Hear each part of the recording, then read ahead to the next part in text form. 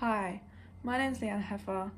I am 23 years old. I live in Brixton in South London and I'm a recent graduate of design and currently doing ceramics. So I'm making a lot of sculptural pieces that are homeware items.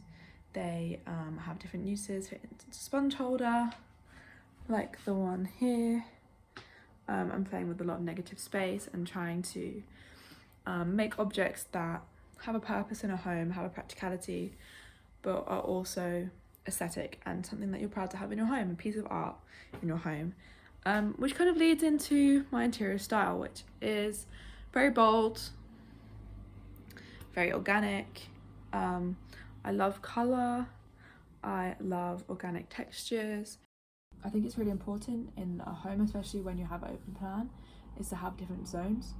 So that's why in my living room and kitchen it's an open space, but the colour of the kitchen is very different to the colour of the living room, and there's one banner that separates them both, and that is really just to create those two different zones.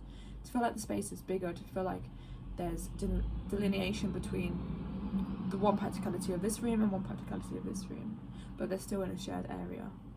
Throughout my time at university and through designing this flat, I had to stick to a very strict budget as I was a student and then a graduate, so I didn't have all the money in the world. But because interior design and the way that I feel within a space is so important to me, I had to fix this flat up. It had horrible dark grey walls on every single wall and every room of this flat, with grey carpets, the worst white lighting, and I couldn't live with that.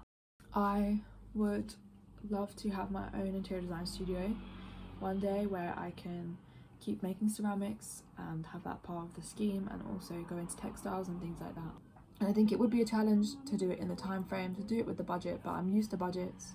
I'm used to projects having to do things really quickly for each project, and I think I have a good understanding of how long things take to make because I'm very used to making things in workshops at uni, big things as well. I'm very used to doing a flat and painting and all of those things, and knowing how long that each thing takes and how long things take to dry, for instance. So I have that kind of knowledge base already. So with that, I think with that and my skills and my ability to design, I think I could make some really interesting spaces that would be very entertaining to watch. So yeah, thank you for the opportunity, thank you for listening.